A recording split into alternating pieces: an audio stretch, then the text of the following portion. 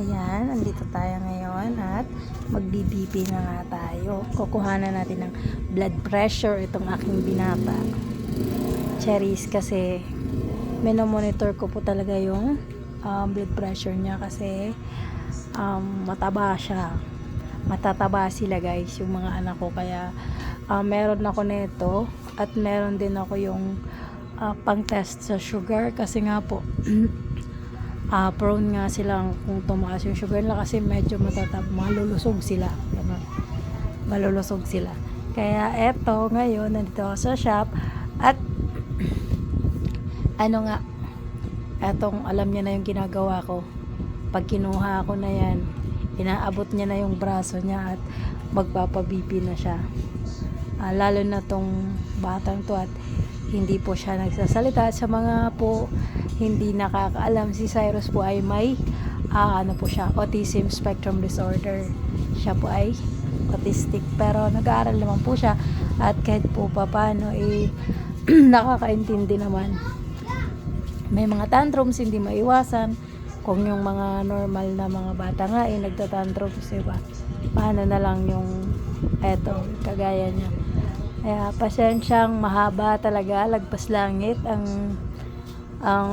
dapat sa kanya. Kasi kung wala kang pasensya baka mabugbog mo to. Parang mabait naman siya, nakakaintindi, nauutusan kahit papano.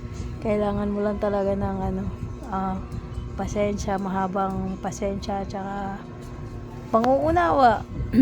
Ganun talaga pag anak mo, mas marami kang kayang ibigay na pangunawa, lalo na dito. Katawan lang yung malaki, baby pa din po yan. Baby pa rin siya. Ayan, tinitignan na niya kung anong resulta. Kaya, minomonitor ko talaga yung blood pressure nila tsaka yung sa sugar. Kasi, ayun nga, medyo malulusog sila. Mga chubby. Matataba. In short. Kaya, prone sila. Pero, so far okay naman. Po siya. 90 lang over 70. So, normal yon. Normal na daw yun. Napakonsulta ka na rin sa doktor yung mga ganyang BP. At yan nga, ako din, binipi ko na rin yung sarili ko. Kasi, may lahi din kaming high blood. At, kailangan natin, sabi nga, hindi na tayo bumabata. Kaya dapat namomonitor natin yung health natin. Mama ko dito na dali sa high blood na to. Kaya iwasan na natin yung maraming rice. Rice talaga. Napaka-rice pa naman namin. Iwasan natin yung rice at pagkain ng mga matatamis. Yan kasi yan. Mas mataas sa sugar at sa yung mga matatabang pagkain pala. Yun, mga bawal talaga yun. Kaya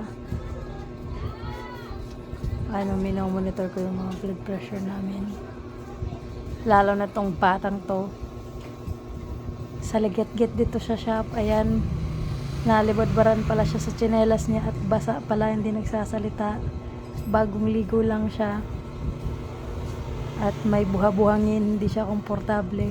Yung mga ganitong bata kasi po, hindi unting bagay. Kung ano yung mga routine nila, yun na yun. Yung parang pag may bago sa kanila, hindi sila komportable kagad. Kagaya niyan, konting lang, dumi sa paa, ayaw nila. Kaya, ayun, okay naman po yung pagkuha ko ng blood pressure sa kanya. Normal naman. Kakakain lang ng binatog. Okay naman si Cyrus. Nauutusan siya. Nakakaintindi kahit papano. At hindi siya yung nasasaway siya. Hindi siya may mga nakikilala akong may mga autism na napaka-hyper talaga. So, ayun lang po. Maraming salamat.